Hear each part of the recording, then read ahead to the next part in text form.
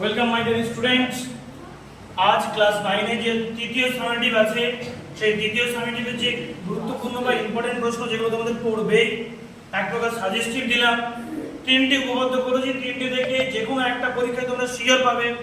তাহলে 234 পৃষ্ঠার উপপাদ্য নাম্বার 27 প্রমাণ করে ত্রিভুজের বাহুগুলির লম্ব সমদ্বিখণ্ডের দুটি সমবিন্দু, এবং তারপরে 239 পৃষ্ঠার উপপাদ্য নাম্বার 29 প্রমাণ করো ত্রিভুজের কোণগুলির অন্তঃসমদ্বিখণ্ড তিনটি সমবিন্দু, এবং সবচেয়ে যেটা বেশি ইম্পর্টেন্ট সেটা হলো উপপাদ্য নাম্বার 30 প্রমাণ করো ত্রিভুজের মধ্যমাত্রা, অর্থাৎ তিনটি যে মধ্যমা থাকে সেই তিনটি মধ্যমা সমবিন্দু। তো অবশ্যই তোমরা এই তিনটি উপপাদ্যের উপর প্রিপারেশন নাও, আশা করা যায় তোমাদের পরীক্ষা এগুলো আসবেই, অর্থাৎ 100% guarantee. Welcome my dear students.